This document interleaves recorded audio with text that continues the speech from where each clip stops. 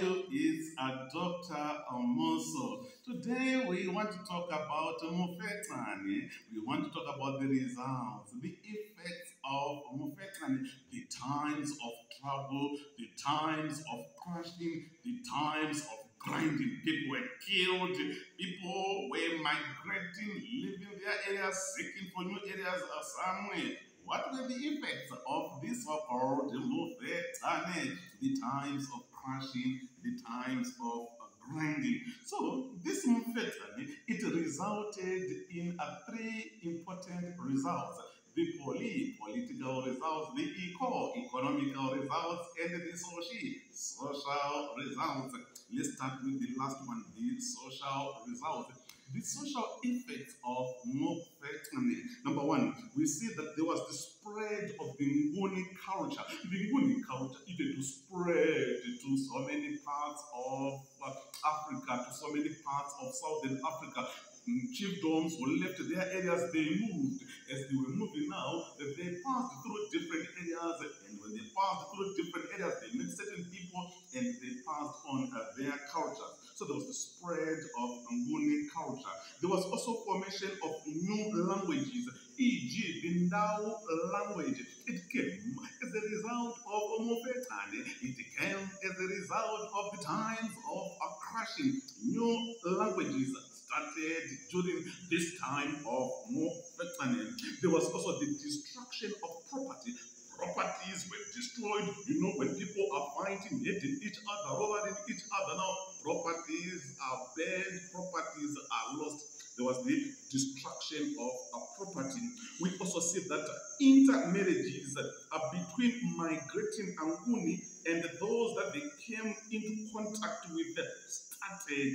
We see that intermarriages, as they were moving, they moved looking for new areas. They migrated to new areas. They met different people. They had to marry those people. So intermarriages also started to exist during that particular period of time. We also see that the Mfecane, it also led to the destruction of the Roger state. We see that in Ndebele in 1839, 1840, they had to go through the area which was inhabited by the Roger. They killed the last ruler of the Roger state, Chirisamuru II. When they killed him, we see that they moved to Matopo. They established their capital at Kibika and that marked the beginning of the Ndebele state.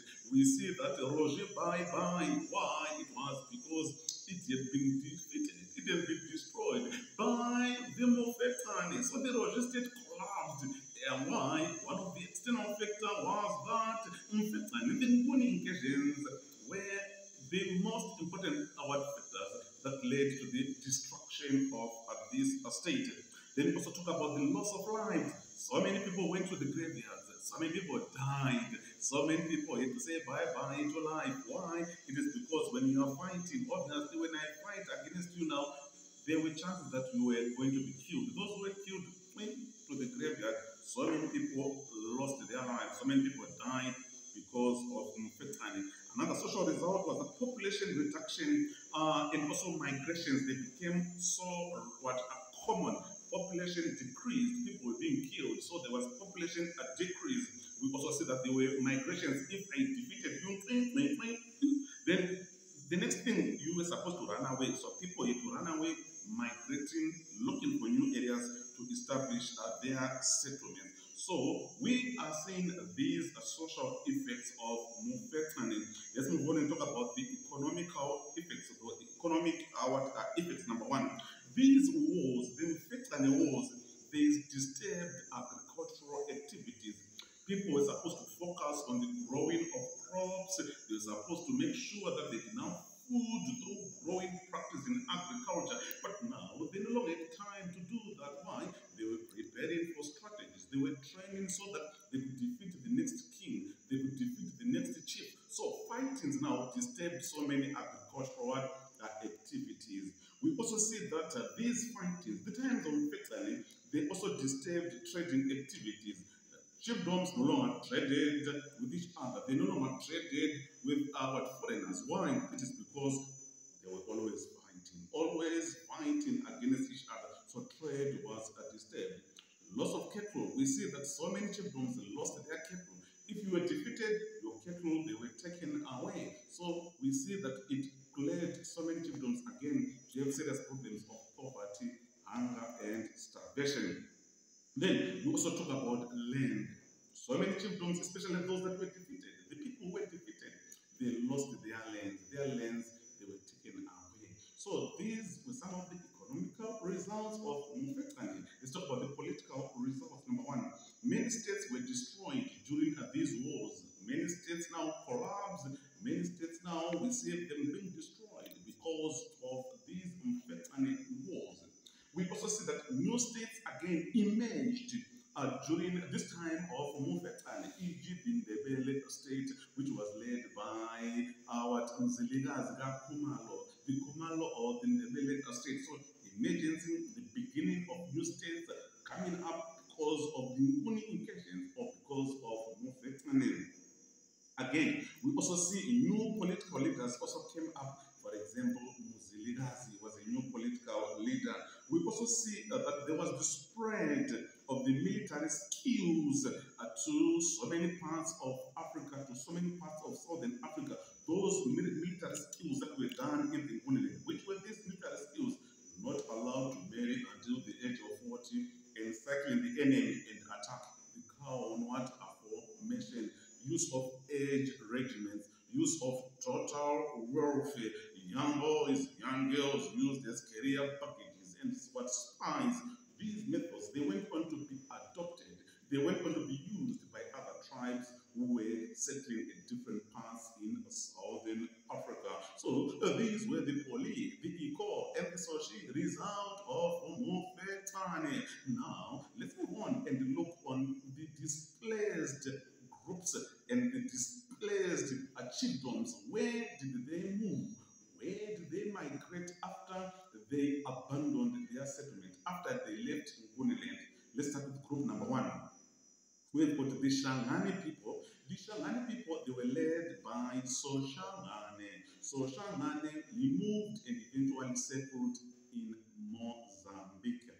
Group number two, we've got the Kumalo people. The Kumalo, these are the Ndebele people. They were led by Muziligazi. Muziligazi, who died in 1868, later on 1870, succeeded by Lobengula. And where did they eventually go? They went to Zimbabwe. 1839, they arrived in Zimbabwe. They fought the last ruler of the Roshi state. They moved to Matopo, established their capital, marking the beginning of the Ndebele state in Zimbabwe.